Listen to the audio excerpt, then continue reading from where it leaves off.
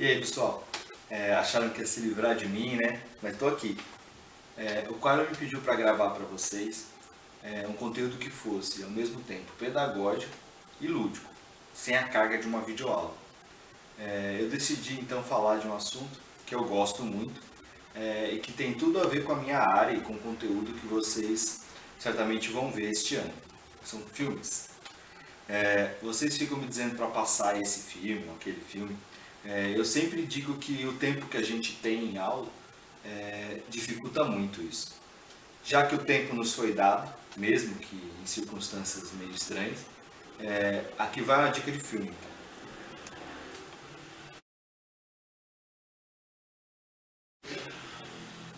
Quero falar de um filme norte-americano de 2008, baseado em um livro que tem o mesmo nome, que é O Menino do Pijama Listrado. É esse livro aqui.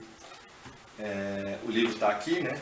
Ele foi escrito por um escritor irlandês que chama John Boyne, em 2006, e é a principal obra dele. Ele está vivo ainda, escreve, enfim, depois a gente fala mais do livro. O filme se passa em 1943, na Alemanha, que é o auge da Segunda Guerra Mundial, do nazismo, e ele conta a história de um menino de 8 anos, o Bruno, que é filho de um soldado alemão, que é nomeado como comandante em um campo de trabalho na cidade de Auschwitz, que fica bem no sul da Polônia e que estava sob controle da Alemanha na época. Com a promoção do pai, o menino é obrigado a se mudar de Berlim e morar no que a gente chama hoje de um campo de concentração, né, na cidade de Auschwitz, que era o lugar onde as populações que eram consideradas inferiores pelos alemães eram amontoadas e obrigadas a trabalhar sobre um regime de violência bem extrema.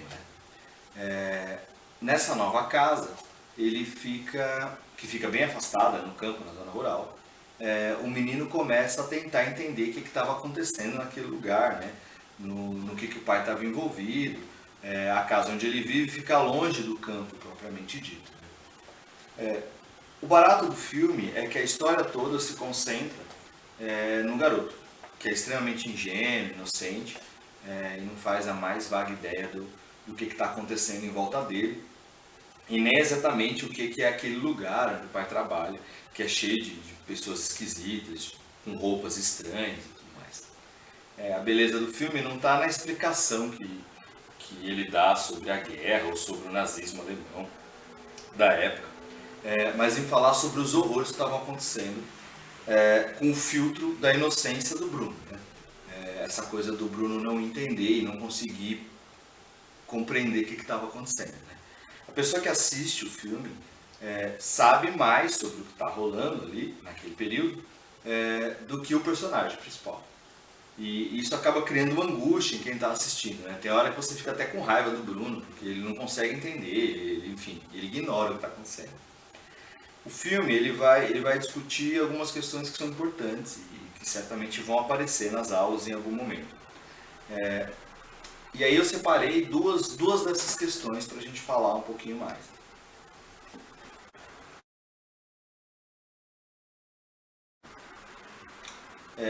O filme trata de uma questão delicada da Segunda Guerra Mundial, que é o ódio às minorias, né? Como se hoje a gente não tivesse esse tipo de problema, né? O filme se concentra num grupo específico, que são os judeus, ainda que não fossem os únicos que eram presos ou perseguidos naquele período, né? No final da guerra, estima-se que pelo menos 8 milhões de judeus foram mortos, sendo que a maioria deles morreu nos campos de trabalho, morreu como prisioneiro e não em batalha. Sem aprofundar muito nessa discussão do porquê o ódio aos judeus, né, que levaram a gente até o início da era cristã, passando pela Idade Média, enfim, vamos entender que nos anos 30, na Alemanha, eles foram declarados geneticamente inferiores e foram culpados por destruir a economia do país naquela época, né? Eles aos poucos foram sendo proibidos de entrar nos lugares, depois demitidos, proibidos de sair do próprio bairro, até serem enviados para essas prisões rurais, né, que chamamos hoje de campos de concentração. Lá eles eram obrigados a trabalhar muito, em condições péssimas, recebiam pouca comida e muita violência, né? O que durou até o fim da guerra em 1945.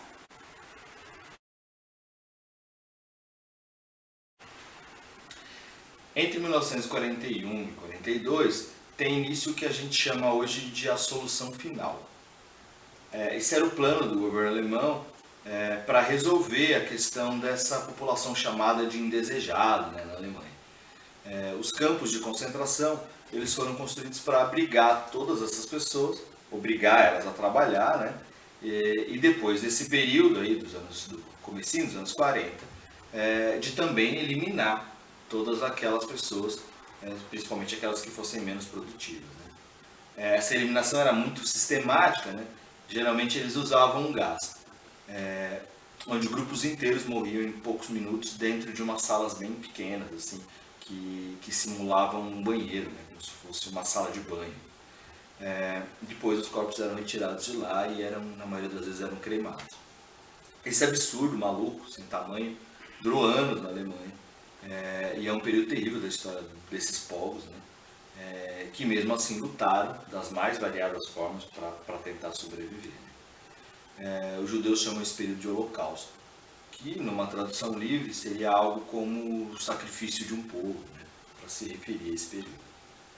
Quando os soldados aliados chegaram nesses campos e foram libertando esses campos aos poucos, muitas dessas pessoas acabaram escapando, né? De morrer nesse sistema de gás e tudo mais.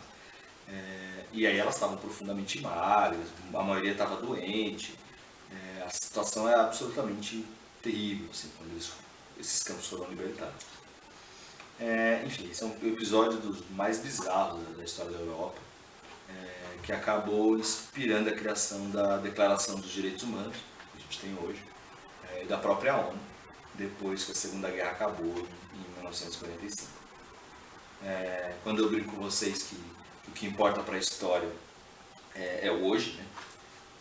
E que o passado só serve para alguma coisa porque ajuda a explicar o nosso mundo hoje, é justamente para fugirmos de situações como essa do nazismo, que a gente precisa estudar e entender para que nunca mais se repita.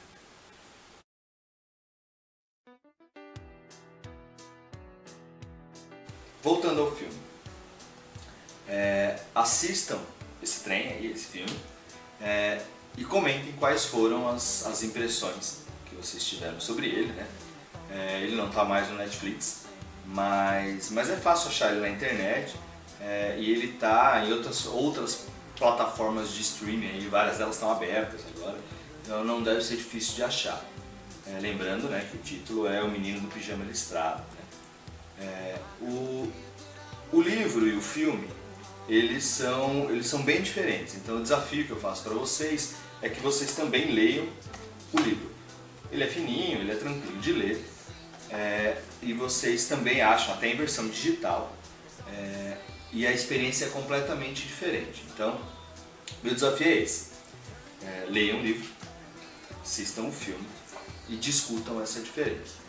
Tem uma lenda de que o livro foi escrito só em 2 dias, né? De que o autor escreveu o livro em 2 dias. Eu não acredito, mas ele é muito fácil de ler, de fato. Assim, como é a visão de uma criança, o livro vai que vai, vocês vão ler ele muito rápido. E aí vocês fazem a comparação com o filme, eles são bem diferentes. Enfim, aí deixo para vocês essa comparação. Enfim, é isso. Se cuida, galera.